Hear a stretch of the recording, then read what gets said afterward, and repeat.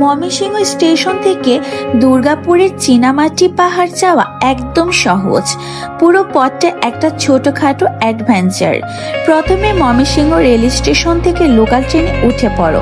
মাত্র তোমার ভাড়া লাগতে পারে 20 টাকা।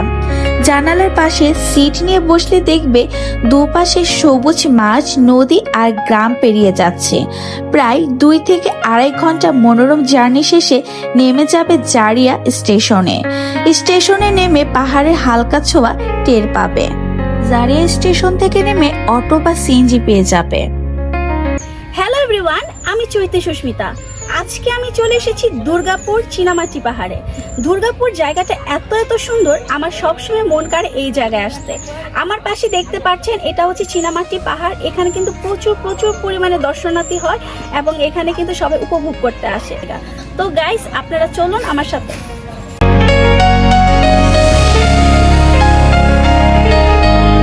নেত্রকোনা দুর্গাপুর যেন প্রকৃতির নিজ হাতে আঁকা একটি ছবি। এখানে উঁচু পাহাড় আছে, সারি সারি সাদা চীনামাটি পাহাড়। রোদ পড়লে পাহাড়গুলো ঝিকমিক করে, মনে হয় যেন কেউ বরফ বিছিয়ে রেখেছে।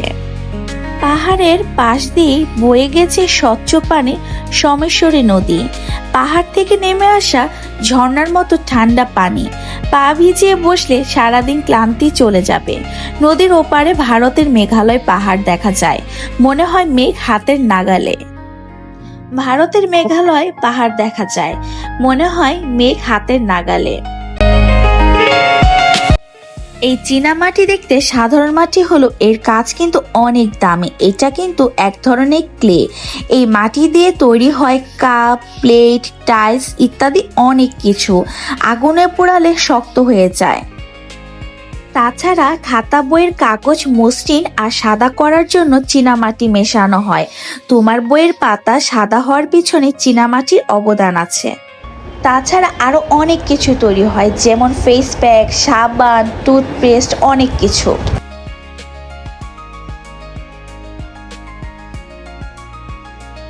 পাহাড়ের মেয়েরা বাঁশ কেটে তৈরি করে নানা ধরনের জিনিস, টেবিল, ল্যাম্প, ফুলদানি, আরো অনেক সুন্দর জিনিস। দুর্গাপুরের চারপাশে ছোট ছোট বাজার আর দোকানগুলো ঘুরলে মজাই আলাদা।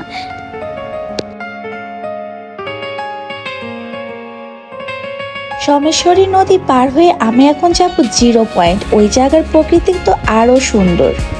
এর মধ্যে নৌকার মাঝি বলল, সামনে 0 পয়েন্ট, ওই যে বাংলাদেশ শেষ, ওপারেই ইন্ডিয়া। নৌকা যত সামনে এগোচ্ছে, দুপাশে পাহাড়গুলো যেন দৌড়ে আমার কাছে চলে আসছে। সাদা চীনামাটি পাহাড়গুলো এখন আর দূরের ছবি না, হাত বাড়ালেই ছোঁয়া যায়। মনে হয় রোদ পড়ে পাহাড়ের গায়ে সোনালি রেখা কাটছে। আমার যেন মনে হচ্ছে সোমেশ্বরী নদী আমাকে গল্প শোনাচ্ছে। নদীর পানি এত স্বচ্ছ যে নিচে পাথরগুলো পর্যন্ত দেখা যাচ্ছে। কান পাতলে শোনা যায় পাখির ডাক, পাহাড়ের নীরবতা আর আমার নিজের হৃদস্পন্দন। এই মুহূর্তে মোবাইল ক্যামেরা, ব্যস্ততা সব অর্থহীন লাগছে। সারাদিনের জন্য একটা রিক্সা রিজার্ভ করে নিয়েছিলাম। ভাড়া পড়বে 1000 থেকে 1200 টাকা। পাহাড়টা ঘুরে দেখছিলাম আর রাস্তাগুলো খুবই সুন্দর। দুর্গাপুরের সৌন্দর্য ফুটে উঠেছে এই চারিপাশে গাছপালা এবং চারিদিকে পাহাড়। সব গল্পেরই তো একটা শেষ থাকে। এবার আমাদের বাড়ি ফেরার পালা। দুর্গাপুর, তুমি থেকে যাও আমার চোখে, আর আমি থেকে যাব তোমার গল্পে। ভালো থেকো পাহাড়, আবার দেখা হবে। আমার ভিডিওটি তোমাদের কাছে কেমন লাগলো অবশ্যই তোমরা কমেন্ট করবে। Tata, bye bye.